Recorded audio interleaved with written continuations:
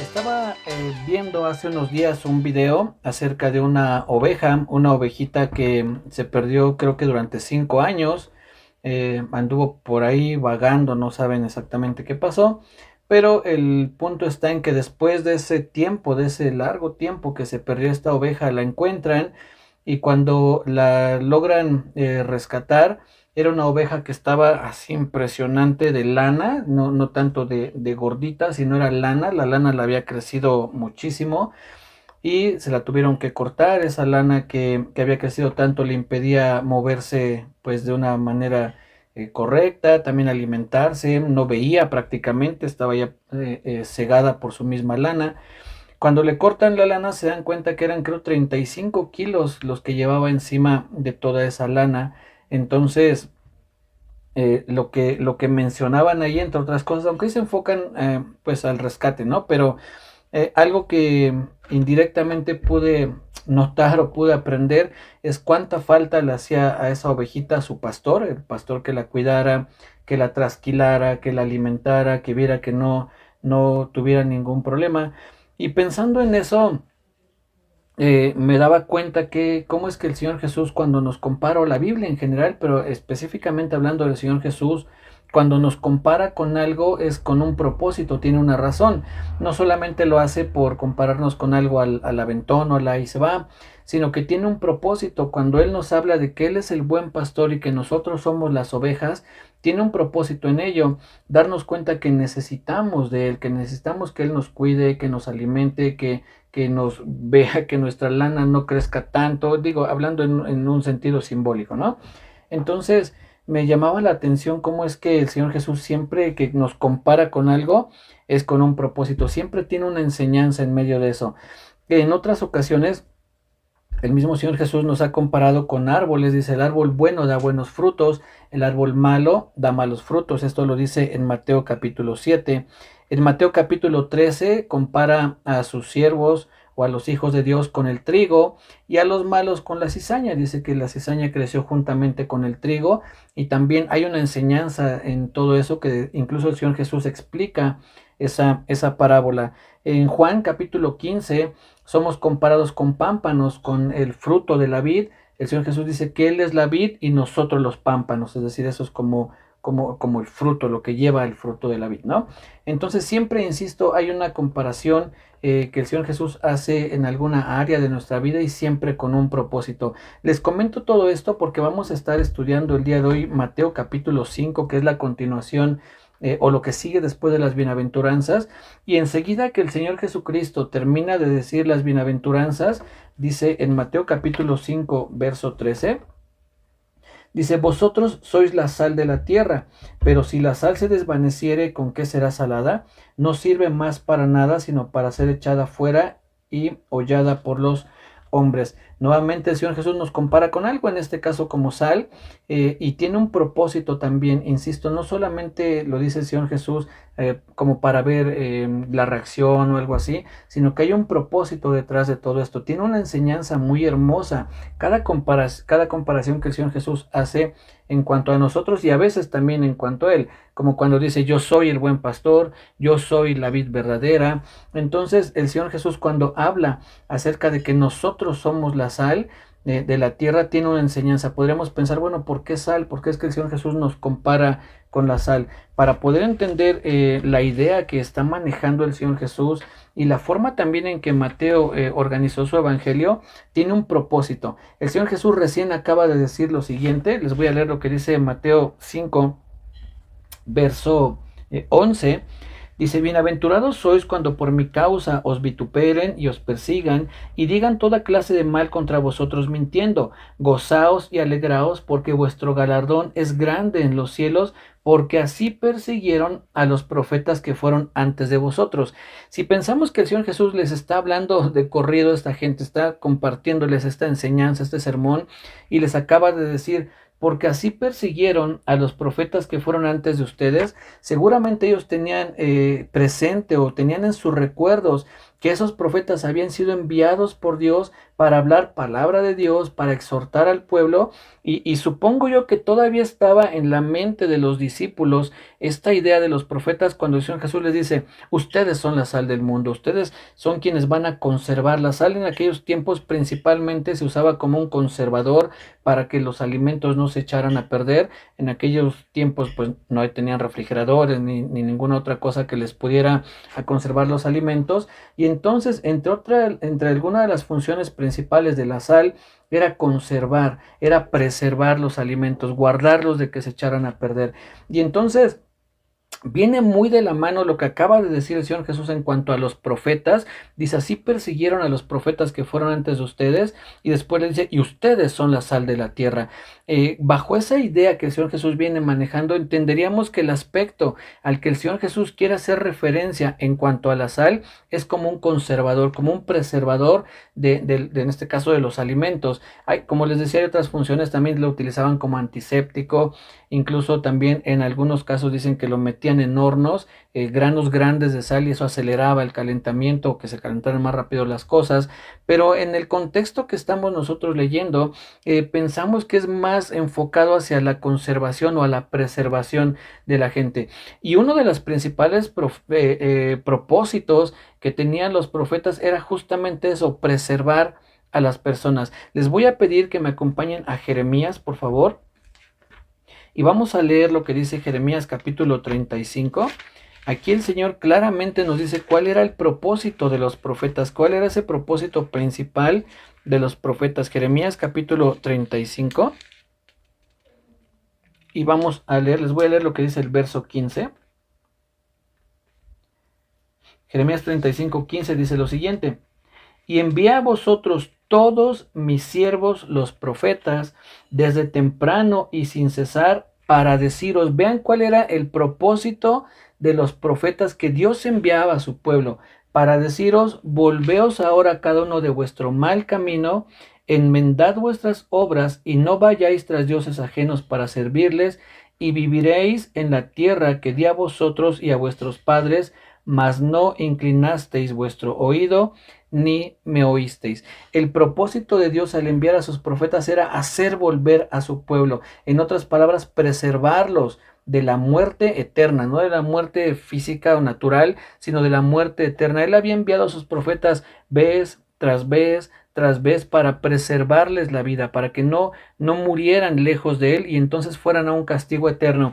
Este libro de Jeremías tiene una característica, una cualidad muy especial, que a lo largo de todo el libro, una y otra vez el Señor les repite que les envió profetas desde temprano y sin cesar. Les voy a leer solamente algunos ejemplos. Uno de ellos lo vamos a encontrar en Jeremías 7:13. Solamente para que veamos qué importante es la obra que Dios les dio a los profetas. Jeremías 7:13 dice lo siguiente: ahora pues, por cuanto vosotros habéis hecho todas estas obras, dice Jehová, y aunque os hablé desde temprano y sin cesar, no oísteis, y os llamé y no respondisteis. Después, en el verso 25 de aquí mismo del capítulo 7, dice: desde el día que vuestros padres salieron de la tierra de Egipto hasta hoy, y os envié todos los profetas mis siervos, enviándolos desde temprano y sin cesar. Después, más adelante, en el capítulo 11, verso 7, dice: porque solemnemente protesté a vuestros padres el día que les hice subir de la tierra de Egipto, amonestándoles desde temprano y sin cesar hasta el día de hoy, diciendo: oíd mi voz. Como vamos a encontrar otros ejemplos. Son 11 más o menos las veces que repite a lo largo del libro del profeta Jeremías, desde temprano y sin cesar. La obra de Dios en cuanto a querer preservar a su pueblo, en cuanto a quererlo conservar, siempre ha estado ahí. No es algo únicamente de los profetas, aunque aquí menciona que Dios envió a los profetas. Desde el mismo momento en que Dios saca al pueblo de la cautividad de Egipto, Dios les envía vez tras vez que se vuelvan a él, que escuchen su voz. Lo acabamos de leer, dice: desde que saqué a sus padres, he estado hablándoles desde temprano y sin cesar. Ahí está la obra de Dios una y otra vez, trayendo ese mensaje, la predicación. Algo que hacían los profetas era hablar la palabra de Dios. Eso es lo que preservaba, o era lo que tenía la intención de preservar al pueblo. Entonces, cada que el profeta venía y hablaba la palabra de Dios, tenía la intención de que el pueblo volviera su rostro a Dios, de que se acercaran a Él y pudieran entonces tener una seguridad de la vida eterna al lado de Dios. El pueblo muchas veces desechó ese mensaje, dice que no lo escucharon, que no dieron oído a sus palabras, es decir, no obedecieron lo que Dios les estaba diciendo. Pero ese era el propósito primordial de los profetas, hablarles al pueblo de que se arrepintieran de los pecados y volvieran su rostro a Dios. Entonces, el Señor Jesús les está hablando de los profetas y les dice: ustedes son la sal de la tierra, también ustedes son esos conservadores, esos preservadores de la vida, es decir, de aquellos que van a traer ese mensaje, el mismo mensaje que hablaban los profetas, es el mismo mensaje que nosotros tenemos que hablar, que la gente se vuelva a Dios. Y no solo, como les decía, no solamente a los profetas, hay ejemplos en la Biblia, hay ejemplos que nos ilustran muy claramente cómo Dios ha querido siempre enviar a esa gente para traer la preservación de vida. Uno de ellos, y muy claro, es en el caso de José, el hijo de Jacob, cuando es vendido por sus hermanos a Egipto y está allá en Egipto, primero como esclavo, después lo meten a la cárcel y después llega a ser el segundo al mando en todo Egipto. Cuando sus hermanos van, en algún momento, cuando él se descubre a ellos, cuando él les dice: soy yo, José, su hermano, y les dice: no les pese haberme vendido a Egipto, porque para preservación de mucha gente, de la vida de mucha gente, es que Dios me envió aquí. Ahí está un siervo más de Dios que tenía la misma encomienda: preservar la vida al pueblo, preservarles la vida, en este caso a Israel. Aunque en ese momento Israel todavía era un pueblito muy chiquitito, y si es que se le podía llamar pueblo, quizás solamente era una familia, eran 70 personas más o menos las que estaban ahí, pero Dios tenía el cuidado de ellos. Dios envió a José adelante de ellos para poder preservar la vida. Después les envía a Moisés cuando el pueblo es oprimido ahí en Egipto. Entonces Dios envía a Moisés también como ese preservador, como aquel que les iba a conservar la vida. Claro, Dios por medio de él, pero Dios utilizando a Moisés para sacarlos de Egipto, llevarlos a la tierra prometida. Después les levanta a Josué nuevamente como alguien que los iba a guiar, y ahí está Josué trayendo esa obra de Dios en su vida. Conocemos también la historia de los jueces. Dios les envía jueces, y la historia de los jueces es muy particular porque el pueblo se alejaba de Dios, los oprimían sus enemigos, comenzaban a atacarlos, a saquearlos, y entonces clamaban a Dios y Dios les enviaba un juez, o en otras palabras, un conservador, un preservador, alguien que volvía al pueblo a Dios, que les decía: vamos a buscar a Dios, arrepiéntanse de sus pecados, y Dios los escuchaba. Dios tenía misericordia de ellos y les daba libertad, les daba la victoria de sus enemigos. Pero el pueblo volvía nuevamente a hacer el mal, y volvían a atacarlos, volvían a destruirlos, y nuevamente buscaban a Dios, y Dios les enviaba un juez para que otra vez volviera ese juez a encaminar al pueblo hacia Dios, y nuevamente Dios los perdonaba, los ayudaba, destruían a sus enemigos, pero al tiempo volvían nuevamente a alejarse de Dios. Y ahí estaban los jueces siempre hablándoles acerca de Dios y haciendo volver al pueblo a Dios. Entonces, después de los jueces aparecen ya los reyes juntamente con los profetas. Después de los jueces aparece el rey Saúl, es decir, es elegido el rey Saúl, después el rey David, después el rey Salomón, pero en el inter, juntamente con ellos estaban los profetas, igual hablándole al pueblo, dirigiendo o aconsejando al rey para que pudieran dirigir al pueblo. Siempre, una y otra vez, Dios mandó a sus siervos para tratar de preservar la vida. Se acaban los reyes, vienen los profetas, ya los profetas de lleno, que es Isaías, Jeremías, Daniel, Zacarías, todos aquellos profetas que hablaban una y otra vez al pueblo de que volvieran su rostro a Dios. Y al terminarse los profetas, que fue algo de lo que vimos un poquito el martes, aunque hablando de otro tema, pero cuando ya no estaban los profetas, hubo un silencio de parte de Dios, hasta que aparece a quien yo le diría el gran conservador, el gran preservador de vida, que es el Señor Jesucristo. Aparece Él ya no solo para librar al pueblo, como en algún momento lo hicieron los jueces, de librarlos de la opresión de sus enemigos terrenales, sino aparece el Señor Jesús que nos nos da libertad de nuestro gran enemigo, el pecado, que muchas veces viene por causa de la tentación del diablo, pero nuestro enemigo principal es el pecado, y el Señor Jesús nos trae esa libertad, nos viene con un mensaje no solo de vida aquí en la tierra, sino nos habla de una vida eterna. Por eso me atrevo a decir que Él fue el gran preservador, el gran conservador, porque fue Él quien nos ofreció la vida eterna, lo que ninguno de los profetas, ni ninguno de los jueces, ni ninguno de los reyes pudo ofrecer. El Señor Jesús viene y lo ofrece, Él nos ofrece esa vida eterna, preserva nuestra vida, no solamente aquí en la tierra, sino además apunta a la eternidad. Nos dice que Él ha venido para dar vida y vida en abundancia. Entonces encontramos ya en la obra del Señor Jesucristo, en esa secuencia que Dios vino anunciando hasta que aparece el Señor Jesús y dice que Él es quien ofrece esa vida eterna, la libertad plena, la libertad total que muchas veces se ha esperado, nos la ofrece el Señor Jesucristo. Pero su obra no queda ahí. Todo esto se los vengo mencionando porque Él, terminando las bienaventuranzas, dice: ustedes son la sal de la tierra. Entonces nos encomienda a nosotros la misma obra que tenían los profetas, pero aún más la misma obra que tiene Él, que nosotros vamos a predicar al Señor Jesucristo. La manera en que nosotros vamos a ser esos preservadores, la manera en que nosotros vamos a ser la sal de la tierra, es hablando de Él, hablando del Señor Jesucristo, hablando de la salvación que Él ofrece, hablando del Evangelio, predicando a Cristo. Podríamos pensar, bueno, ¿cómo es que podemos relacionar el ser preservadores con la predicación del Evangelio? Y nos lo deja muy claro el apóstol Pablo en Romanos. Si me acompañan a Romanos, por favor. Vamos a ver qué es lo que dice Romanos capítulo 10. Y vamos a unir esta idea de ser esos preservadores o conservadores, comparándonos con sal, con lo que dice aquí el apóstol Pablo, o el Espíritu Santo a través del apóstol Pablo, en Romanos capítulo 10, y vamos a leer a partir del verso 11. Romanos 10, 11. Pongan mucha atención, es muy interesante este pasaje. Ya cuando uno lo ve bajo esta perspectiva, nos queda todavía más claro lo que está hablando aquí el apóstol. Dice en el verso 11, pues la escritura dice: todo aquel que en Él creyere no será avergonzado. Comienza esta porción que le estoy leyendo, comienza diciendo: todo aquel que en Él creyere. Nos habla de creer en el Señor Jesús.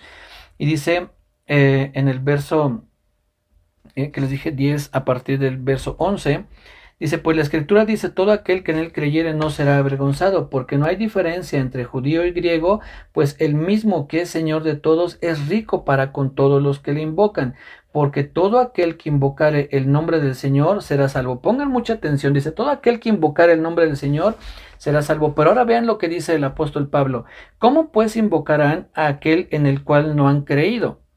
¿Y cómo creerán en aquel de quien no han oído? ¿Y cómo oirán sin haber quien les predique? ¿Y cómo predicarán si no fueran enviados? Como está escrito: cuán hermosos son los pies de los que anuncian la paz, de los que anuncian buenas nuevas. Después dice, mas no todos obedecieron el evangelio, pues Isaías dice: Señor, ¿quién ha creído a nuestro anuncio? Así que la fe es por el oír, y el oír la palabra de Dios. Tratando de resumir lo que acaba de decir aquí el apóstol Pablo, es que no hay otra manera en que la gente crea en el Señor Jesucristo si no es por medio de la predicación. Es la manera en que la vida eterna puede llegar a esas personas. Cuando nosotros les hablamos del evangelio, cuando nosotros predicamos al Señor Jesucristo, dice aquí: ¿cómo le invocarán si no saben? ¿Cómo creerán si no han escuchado? ¿Y cómo escucharán si no hay quien les hable del evangelio? Somos nosotros los encargados de llevar el evangelio a esas personas, las buenas nuevas, como también dice aquí, que van a producir vida eterna en las personas. El Señor Jesucristo nos encomendó su obra, la misma obra que Él hizo, de traer el mensaje de salvación a las personas. Solamente que nosotros predicamos a Cristo crucificado. No hablamos acerca, como los profetas, de una salvación a futuro, de algo que vendría en algún tiempo, de la manifestación futura del Mesías. Ya vino, ya estuvo presente, ya hizo su obra, y hoy nosotros hablamos de esa obra, de la obra del Señor Jesucristo que Él hizo aquí en la tierra. Entonces, la forma en que nosotros vamos a hacer esa sal de la tierra es predicando al Señor Jesucristo, predicando su obra, predicando lo que Él ha hecho, como dice el apóstol Pablo, predicando a Cristo y a este crucificado. Vamos a 1 Corintios capítulo 1, aquí un poquitito adelante de donde estamos, solamente unas cuantas hojas. 1 Corintios 1, Y vean también lo impresionante que es este pasaje. A partir del verso 21, 1 Corintios 1:21, dice lo siguiente: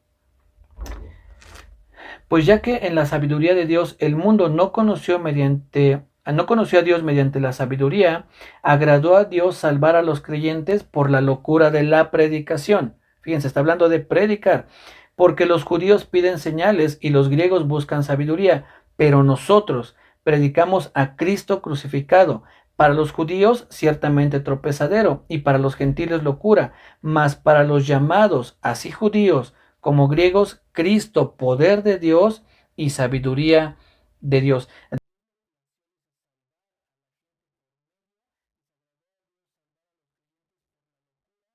De la predicación. Y pongan mucha atención lo que dice estos dos versos, el 22 y el 23, porque es algo que no solamente se daba en esos tiempos, sino que hoy en día sigue presente esto.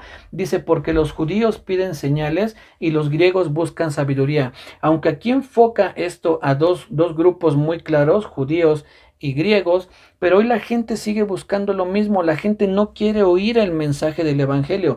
Como dice aquí, los judíos piden señales. Hoy la gente quiere ver manifestaciones, quiere ver sanidades, quiere ver milagros, quiere ver riqueza, quiere ver las obras de Dios manifiestas, pero sin escuchar el evangelio. Quiero las bendiciones de Dios, pero no quiero tener mucho que ver con Dios. Quiero que Dios se manifieste, pero no quiero relacionarme mucho con Dios. Hoy en día, las campañas evangelísticas se llaman cruzadas de milagros.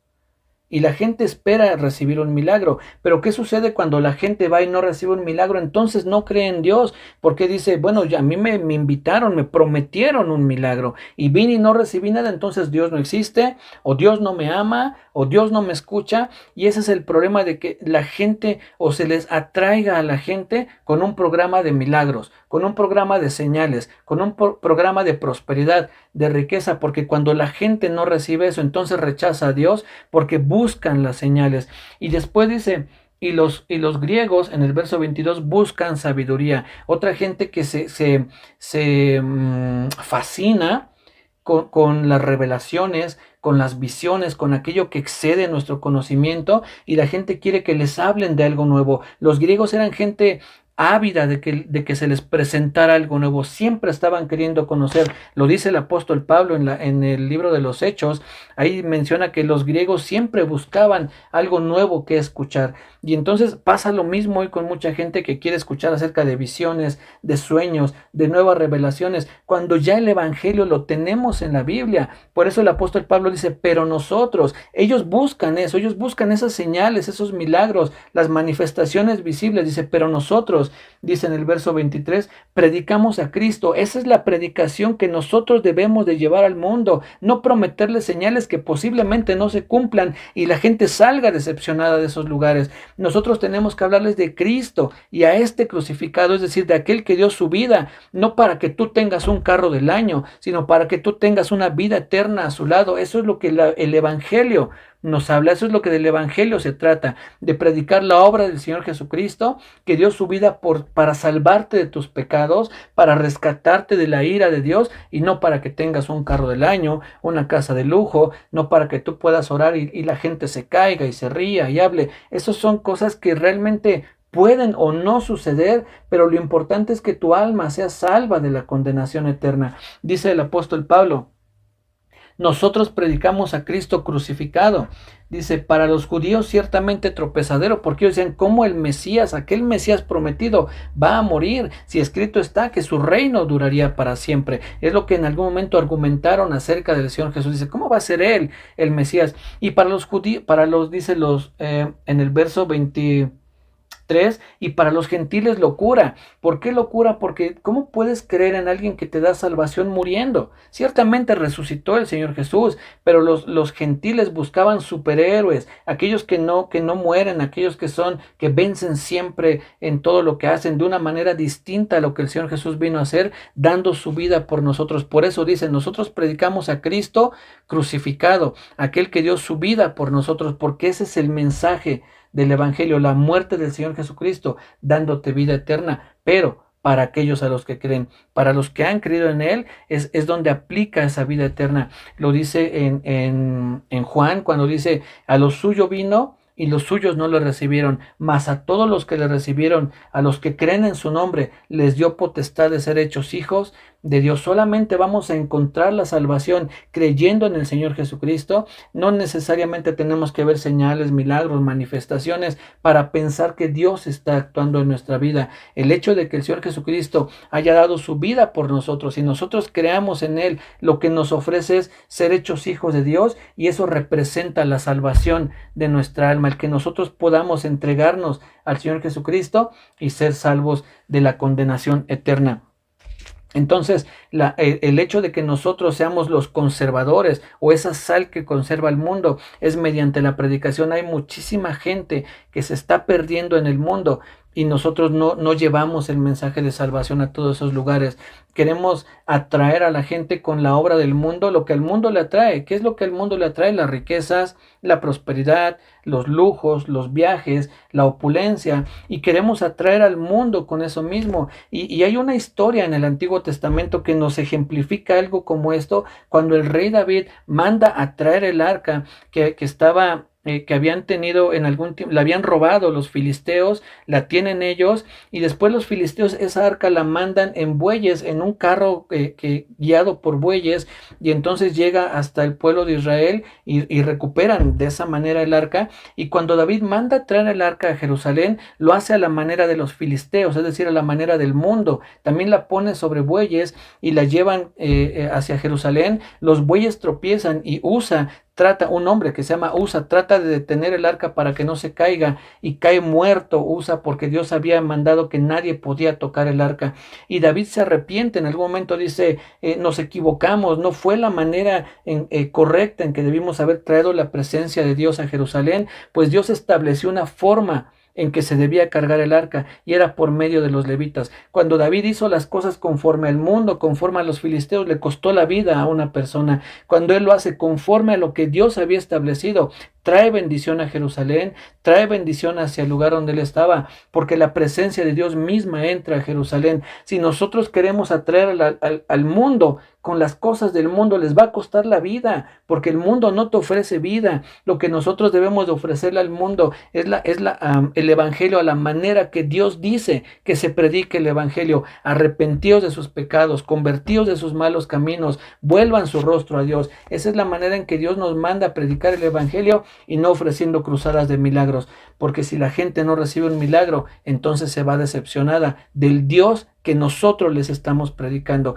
Cuando nosotros predicamos la salvación conforme a las Escrituras, es muy diferente. Si tú le dices a la persona, arrepiéntete y cree en el Señor Jesucristo, y si tú te arrepientes y crees en el Señor Jesucristo, la Biblia dice que todo aquel que en Él cree no será avergonzado. Todo, ahí no hay que algunos, solamente algunos, dice todo aquel que en Él cree no será avergonzado. Todo aquel que en Él creyere no será avergonzado. Y en Juan 3:16, ese pasaje tan conocido es: de tal manera amó Dios al mundo que ha dado su Hijo unigénito, para que todo, absolutamente todo aquel que en Él cree no se pierda, mas tenga vida eterna. Posiblemente no todos podamos recibir un milagro, no todos podamos tener abundancia de posesiones, riquezas materiales, quizá no todos recibamos una sanidad en nuestro cuerpo, pero si tú crees en el Señor Jesucristo, la Biblia dice, todo aquel que en Él cree no se pierda, no se perderá, sino que tendrá vida eterna. Ese es el mensaje del evangelio que fuimos enviados a predicar,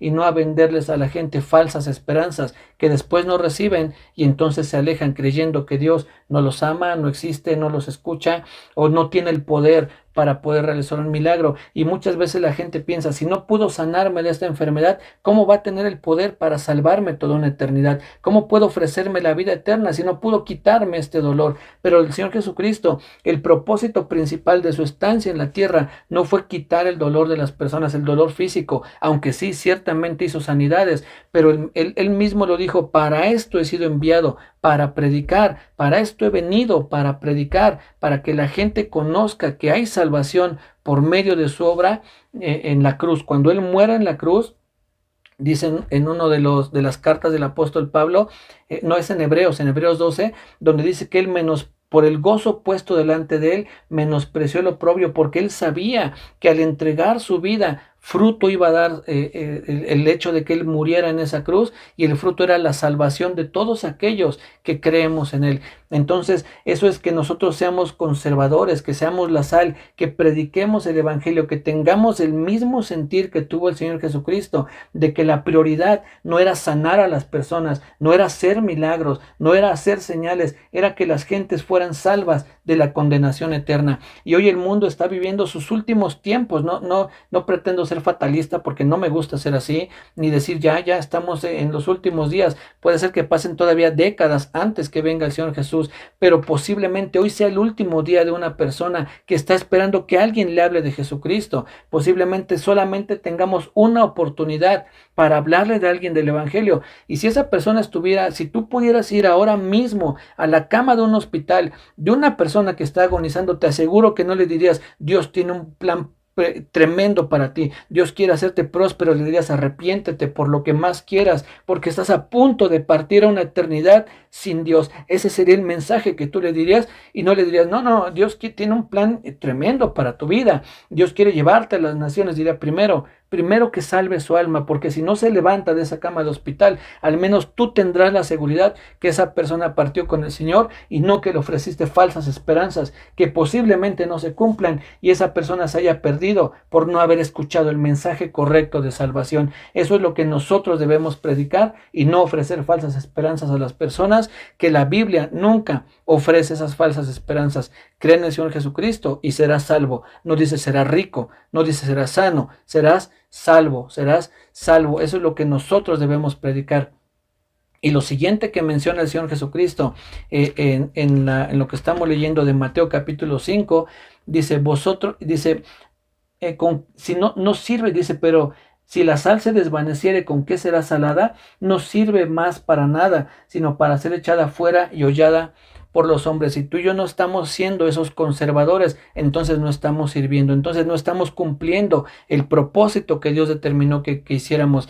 Y quizá tú puedas pensar: bueno, pero yo no sé predicar el Evangelio, yo no sé exactamente cómo hacerlo. Bueno, hay muchas maneras en las que tú puedes hacerle llegar a las personas el mensaje del Evangelio, invitándolos a que escuchen la palabra de Dios, invitándolos a reuniones donde puedan predicarle, donde quizá haya gente que esté un poquito más preparada, donde conozca un poco más que tú, y entonces ellos puedan hablar del Evangelio, no únicamente hablándoles tú, pero sí llevándolos también a otros lugares, y pidiéndole como el apóstol Pablo pide en Gálatas. Acompáñenme a Gálatas, por favor, rápidamente.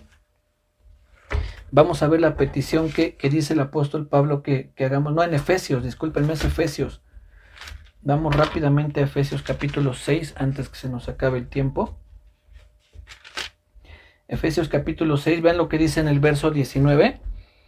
Desde el 18 les voy a leer. Dice: orando en todo tiempo, con toda oración y súplica en el Espíritu, y velando en ello, con toda perseverancia y súplica por todos los santos. Vean lo que pide el apóstol Pablo. El apóstol Pablo, siendo ese hombre tan preparado, dice: también les pido que oren por mí. Dice: y por mí, orando por mí, oren por mí, a fin de que al abrir mi boca me sea dada palabra para dar a conocer con denuedo el misterio del Evangelio, por el cual soy embajador en cadenas, que con denuedo hable de él como debo hablar. Si no sabemos cómo predicar el Evangelio, pidámosle a Dios: Señor, ayúdame, como el apóstol Pablo dijo, para que pueda yo, dice, para que me sea dada palabra, para dar a conocer con denuedo el misterio del Evangelio. Tal vez yo no lo sé hacer, Señor, tal vez no soy el más preparado, pero si tú me ayudas, si tú me das el denuedo para hablar, yo hablaré de tu palabra. Y si por el momento no sé cómo hacerlo, ayúdame a invitar gente, llevarla a lugares donde sé que les van a predicar el mensaje del Evangelio correcto,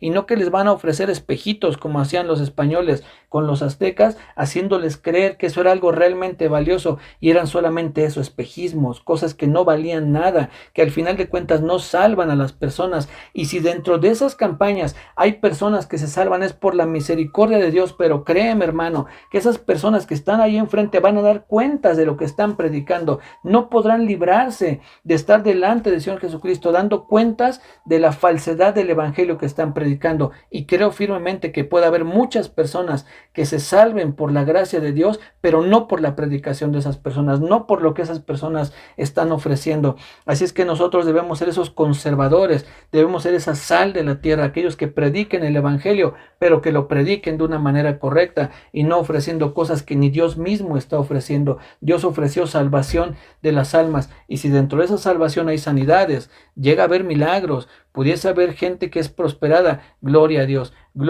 Dios, pero ese no es el mensaje del evangelio. Ese es el evangelio de la prosperidad, que nada tiene que ver con lo que el Señor Jesucristo hizo aquí en la tierra. Así es que nosotros debemos de ser esa sal, aquellos que conserven, como dice, como leímos en Jeremías, desde temprano y sin cesar, predicando la palabra, buscando la sana doctrina, llevando a la gente a los fundamentos de las escrituras, y no a predicaciones que salgan de mi mente, de una visión que tuve, de un sueño que me fue revelado. Si no está en la palabra, entonces no es de Dios. Si ese sueño no tiene que ver con el evangelio, si esa visión no está hablando de Cristo crucificado, entonces no quiero escucharla, porque lo que va a salvar la vida de las personas es la predicación del evangelio, y no las visiones y sueños que pueda tener alguien, que al final de cuentas lo pudo haber tenido él y pudo haber sido edificación para él, pero si no es lo que Dios nos mandó a predicar, entonces no estamos alimentando a las ovejas. Como dijo Charles Spurgeon, solamente estamos entreteniendo a las cabras. No se trata de entretener cabras, se trata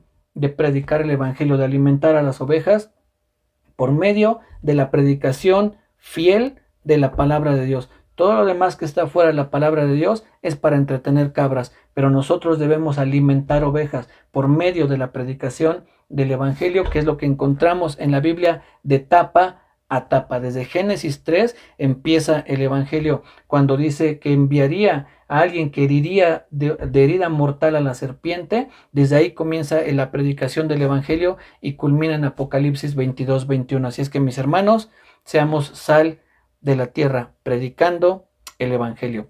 Que Dios les bendiga, cuídense mucho, nos vemos el martes, primeramente Dios.